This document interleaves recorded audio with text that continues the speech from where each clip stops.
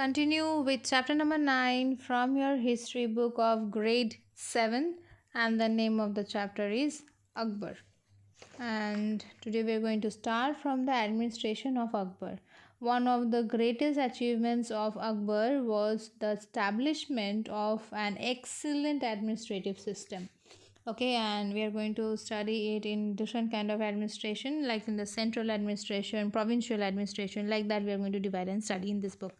So central administration to join together all provinces in the vast empire into an uniform unit. A strong centralized government was set up.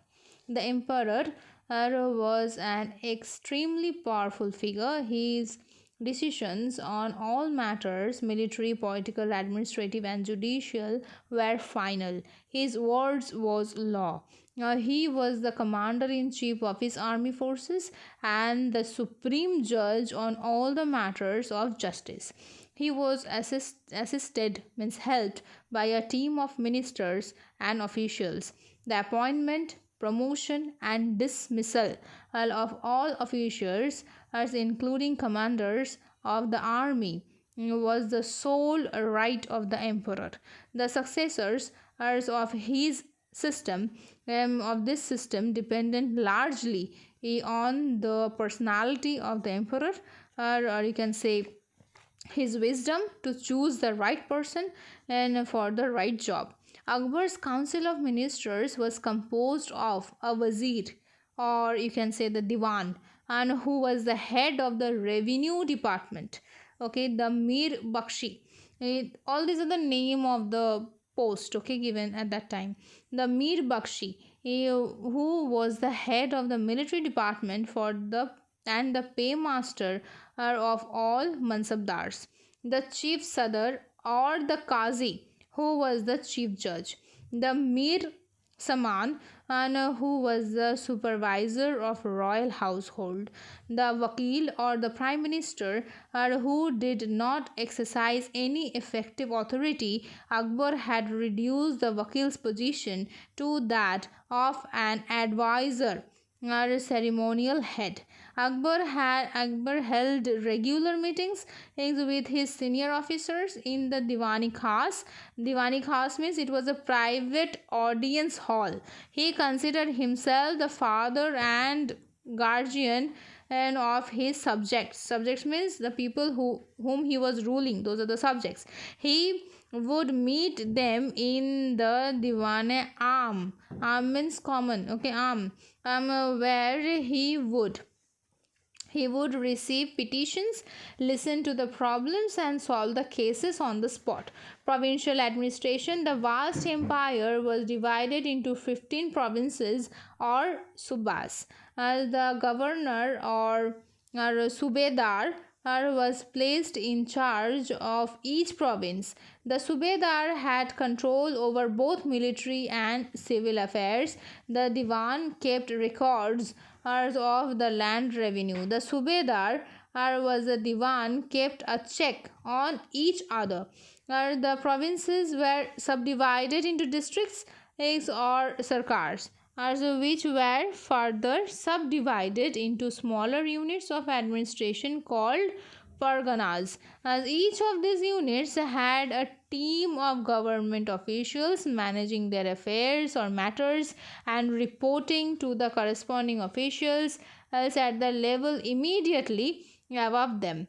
The villages were looked after by the village panchayats. Let's go to the next page. Okay, the mansabdari system. This is one of the most important system, which often is you can say denoted as an example of a great administrative system of the Mughal emperor.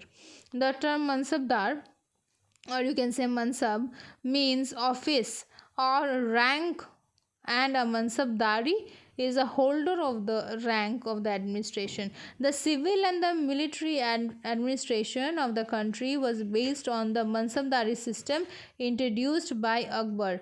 The vast Mughal empire had been created with the help of a strong army, and it could only be maintained and controlled with the help of a powerful army and an effective administration. The Mughal administration was essentially a military one.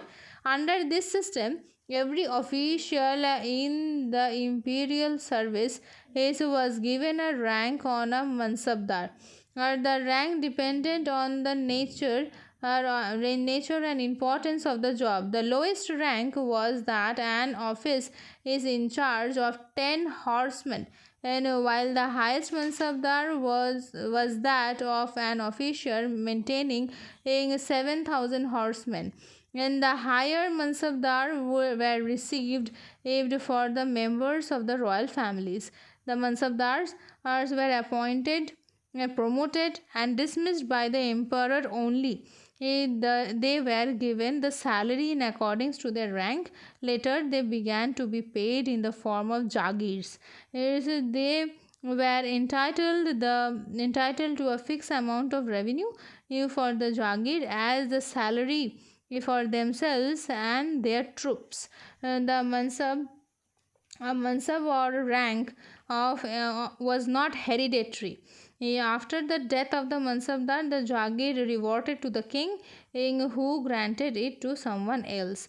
The mansabdars did not have any authority or responsibility to administrating the jagirs. The system of branding horses and maintaining the descriptive role of their soldiers was adopted by Akbar. Akbar was maintaining a standing army. The cavalry of the most important branch of the Mughal army, the troops were mainly supported by the mansabdars. The emperor was directly recruited by the maintenance of the battalion of loyal and trusted soldiers. As he maintained a corps, or you can say the royal bodyguards, and armed palace guards, a large number of war elephants, and a well organized artillery. Everything was there, whatever was needed at that time. Akbar made, and it was a huge, you can say, military force which was developed. Now, what kind of revenue resource they were having? Revenue system. That means from where the entire Mughal emperor was earning. This is a revenue source. Land was the main source of revenue. Akbar adopted the basic structure of Sher Shah's revenue system. He introduced some important reform with the help of Todarmal, the brilliant revenue minister. Todarmal introduced a land revenue system known as Todarmal Bandobast. The land was surveyed and measured with the bamboo jarib joined together with iron rings instead of hip rope usually earlier. So the land was grouped into 4 categories depending on whether it was a regular or occasionally cultivated. It was classified into good, middling, and bad categories. The average production, or you can say the average produce use, and the average price over the past 10 years were calculated. The revenue was calculated on the basis of their averages. 1/3 of the average produced by the king's share, it could be paid in cash or kind. Through cash was preferable. The revenue officers were instructed to treat the peasants, that means the farmers, well. Loans, which could be paid back in easy installments, were advised to the peasants to buy seeds, cattle, and implements.